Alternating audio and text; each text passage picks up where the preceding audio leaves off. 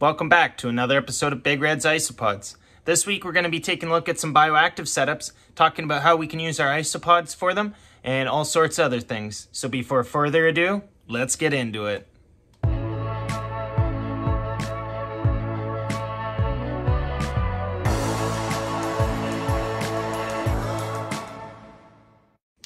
So this week, guys, I kind of want to talk about bioactive setups, and you guys hear me talk about those in a lot of my other videos, how I mention bioactive setups and different isopods that can possibly be used in a bioactive setup and whether or not I think they're a good fit.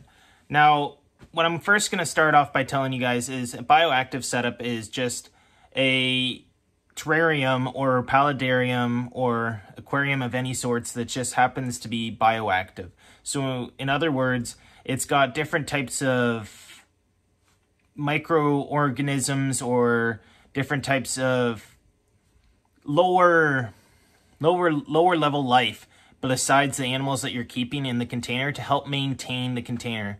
A lot of fish tanks automatically have sort of a bioactive setup because it has bacteria in the water that help the nitrogen cycles that you'll hear a lot of other creators talk about.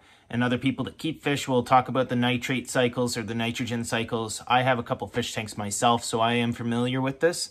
So it's kind of already bioactive in a sense. A lot of people keep fake plants in their tank, which is fine. I choose to keep live plants in my tanks, but that's just a preference. Not everybody likes that.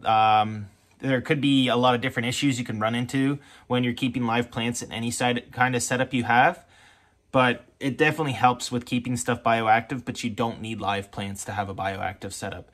What you really need is you just need the organisms in the ground that are going to break down stuff, or different insects or any other animals, living animals or living things that it's going to help break down any of the leftover food or leftover excrement from any of your animals that you keep. So this paludarium right here, it actually houses my White's tree frogs. I have 3 White's tree frogs in here that are sleeping right now because they're nocturnal. They're not diurnal.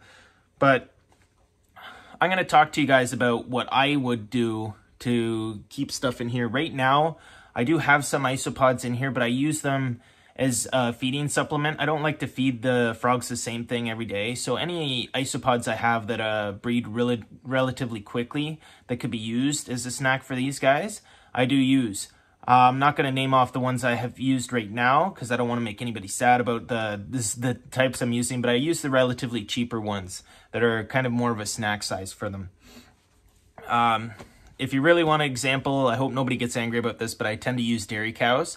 Dairy cows, there's lots of them. They breed really quick, and they're fairly large size. So another thing that you're always going to want to have when it's bioactive is springtails. I got these springtails from a pet store, and I love that I have them because they're great for not just the bioactive setups, but also the isopod setups themselves that I use in a lot of my videos. You'll see me not really talk about them, but they are in the videos, and every once in a while I'll talk about them being in the containers, but for the most part, you'll just see them in the background hopping around, and they just take care of anything that the isopods don't clean up themselves. So I do already have some springtails in here, so I'm not going to be adding any more.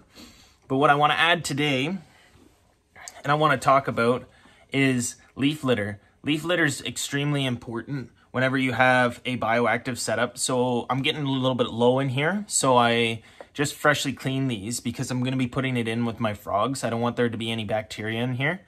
You don't always have to clean every leaf that you put in your isopod setup. Like, I try to keep mine relatively clean. You don't want to introduce anything. You've seen my videos about how to make leaf tea, and I highly suggest doing that whenever you're dealing with isopods. Taking any sort of leaves from outside and bringing them inside could contain any sort of pathogens or anything that could risk losing some numbers in your cultures or the entire culture itself. So I suggest highly against it. But if I keep mine for a long period of time, like up to a year and a half, kept out of the wild in a plastic bag, and that's why I use it without cleaning every single time. But if there's a chance that I think that there could potentially be anybody getting sick from it, then I will wash it. So that's why I've washed these. because I don't want these frogs to be getting sick. So like I said before, leaf litter is extremely important for your bioactive crew to kind of have a place to hide and whatnot. So I am going to be adding some of the leaf litter in here in various spaces that'll just kind of give them more places to hide and feel safe. I'm going to add some right in the center here, where I know a majority of them hide. I'm going to add some along the back in here. Try not to disturb the frogs too much. Kind of want to spread it out a little bit so it's all over the place. Add some up along the front over here. You just kind of want it to look like leaf litter that you would come across in any sort of jungle or forest, just lying about on the ground. Some place for these insects and or crustaceans, which isopods are, to hide.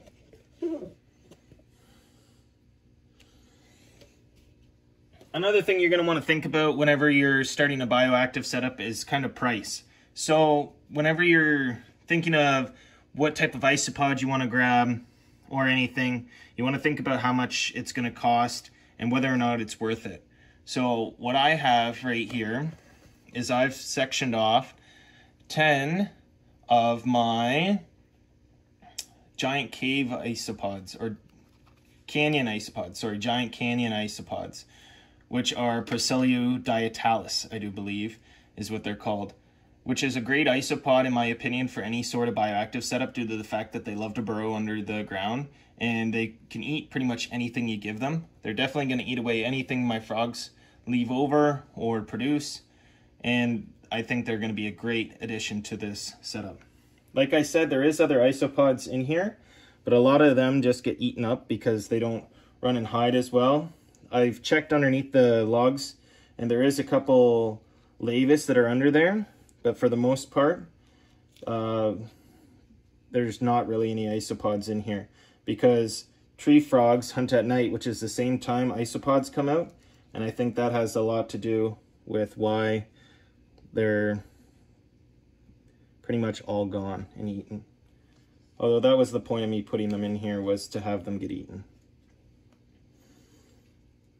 Another thing you're going to want to think about whenever it's involving isopods is, even if you wanted to keep a species, it might be a good idea to kind of start a culture on the side and then move your culture that you start into the bioactive setup later on, due to the fact that the culture, whatever you have in the paludarium or terrarium could potentially eat away all your isopods, like these frogs would definitely do. And since these frogs could easily eat up any isopod that I put in the container, it's always nice to have a backup supply of whatever type of culture I'm going to be putting in there. So I would highly suggest, if you ever go out to a reptile expo and you grab yourself some isopods and you're thinking about setting up a bioactive enclosure, or you have in the past and they just end up dying, it's a great idea to set up one of these containers. There's super easy container to set up. I've set up some in my other videos, but as you can clearly see here, it's a super easy bin to set up, super easy container to get it all set up and done. And you know, you're never gonna have a low supply of isopods. You can use them as a feeder depending on what type of species you get. People keep crickets in the same way. So I know there's a lot of people out there that they don't like buying crickets at the store every single day, or they don't like buying roaches if you can have roaches. In Canada here, we can't buy roaches, but I know in the States, a lot of people use roaches, and in other parts of the world, a lot of people use roaches. And it's the same sort of thing. So you're setting up a container. It's a little bit different because it has to have soil in it, but it doesn't have to be anything too specific. As long as it's any type of soil that they can hide in and munch away on when they're young, then it'll be good to go. And I think that's very vital for any type of person who wants a bioactive setup. You kind of got to keep them the same way. I mean, after a while, they're going to take off in here and it's not going to be a problem because they'll be so established. But for the first little bit, you might have to add more and more, or get this established before you add the frogs. But even then, there's probably going to be a huge die-off at the beginning. It's kind of a bit of a gamble, but I think it's well worth it in the end, not just for the frogs' benefits, but for the benefits of your entire enclosure in general, to make sure that everything's bioactive, running smoothly, and it's less cleanup in the end. I don't have to clean up any poop from these guys due to the fact that the isopods and the springtails and everything take care of it all on its own. Even the water that's in here is bioactive. I had fish in here before I even got the frogs, and they made it bioactive just by circulating the nitrogen cycle. So I think it just works fine. So in conclusion, guys, whenever it comes to a bioactive setup, you're always going to want to make sure that you have an isopod that's relatively cheap. You're going to want to have some hiding spaces for the guys, and you might want to set up an extra little enclosure on the side for any deaths that might happen. You always gonna want to have some isopods prepared, in my opinion. You don't have to, but it's a great idea nonetheless. Anyway, don't forget to like, comment, and subscribe, and we'll see you guys all again next week. All right, bye.